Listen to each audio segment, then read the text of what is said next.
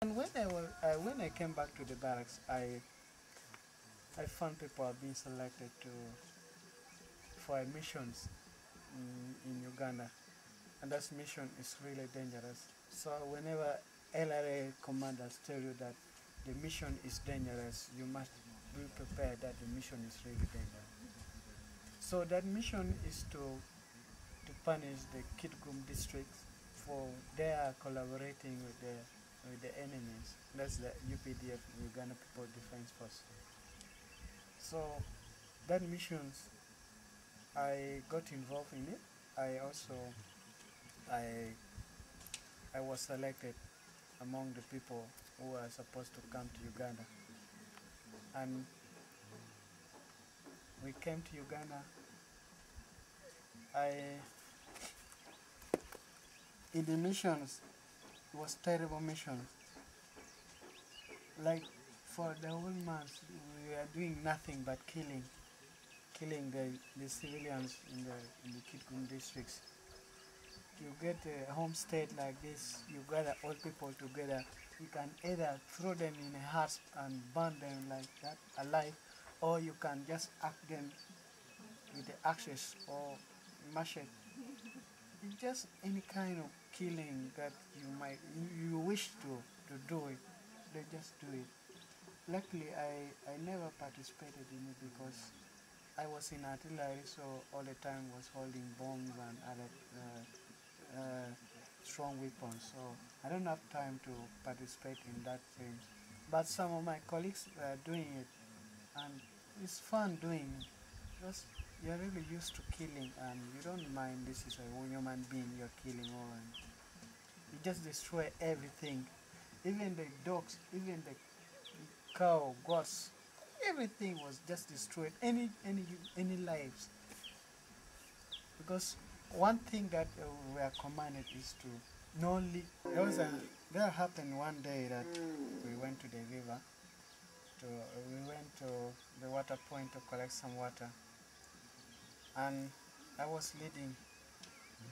There were three of us, so I was leading the two to collect some water.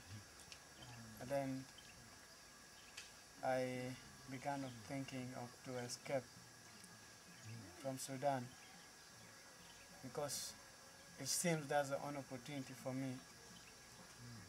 If I do deny the opportunity, then it might be I will not get this opportunity again. Though it's risky, because in the first place, when you're escaping from Sudan, there's so many things that you have to bear in mind. One is the rebels might follow you, and the moment they got you, you'll be killed. And you have also to be careful with the Sudanese People Liberation Army, SPLA, which were the enemies of the LRA. So whenever they got you, they will just kill you. And also the Arabs, which are the allied of the LRA. The Arabs, once they got you, they will take you back to the LRA camp, where the LRA will kill you again. Also, the civilians within the Sudan themselves, they are all armed. So you must be careful with them. Even the wild animals on your way coming back. So not only that, the UPDF when you're coming back, when you came back to Uganda, the UPDF will also not spare you, because you are now a soldier. And also the long distance work, like for 4 days, 24 hours, you have only 2 hours rest, and that's a lot of work. Then you have to decide now whether that's a good opportunity for me or it's not. But I decided to escape then. Before we reached to the one where I decided to command the two of us, and we took off from there. We left our gun behind, because we said it would be safe for us if we never walk with a gun. The Arabs and the SPLA and other Tugu civilians will see that we are also civilians, so they will not mind of us much. From that day, we walked all day and all night, because we are avoiding the LRA that patrol will be sent to us, and they are very good trackers. They can trace us we where we are, and they will definitely kill us, and they will not rest until they got us. So we never rested as well. We continue for 2 days like that, and one of my first encounter with the enemies was one day at around 5 a.m. in the morning, when we encountered a group of wild pigs who came and wanted to attack us. And there's nothing we could do much, but we only had to hit them with our stick. We hit them hard until for about 10 minutes or 20 they gave up, and they went. So that was our first attack by the enemy that I was mentioning them. So the following day we work all day, and at night we walk, and we decided to, in the bright moonlight, we decided to stay a bit. And one mistake that we did was we saw a village, a homestead, and we decided to go there because we are already hungry and we have walked for 3 days without eating anything. So we thought of getting some food from that homestead, and we ate. But we were lucky that that was the SPLA camp, the Sudanese People Liberation camp.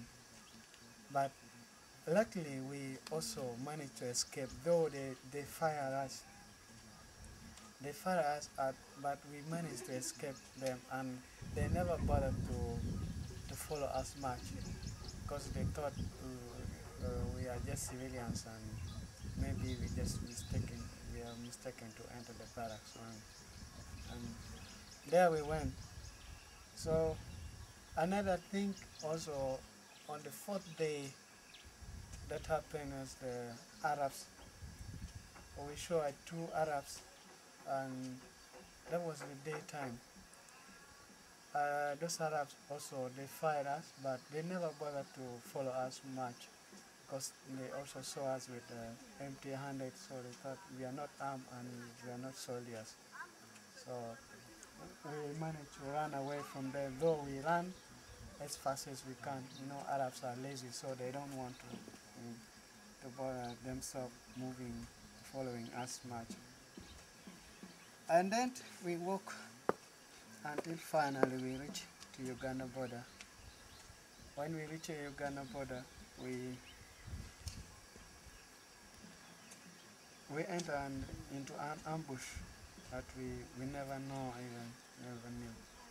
And luckily, we got shots, and the 2 guys, they were all shots. One was shot in the stomach, one was shot just on the spot, and they all died. And me, I was shot in my arms here, and I managed also to run away. I managed to run as fast as I can, so that I can get somewhere safe and at least rest, because I was losing a lot of blood. I was bleeding too much, and they were also following me. They followed me. I ran, and I feel I lost the source of my sight, so I just fell. And the only thing that I can realize was I just found myself in the hospital with a heavy bandage in my arms, and I don't know how I came about to the hospital. Maybe they took me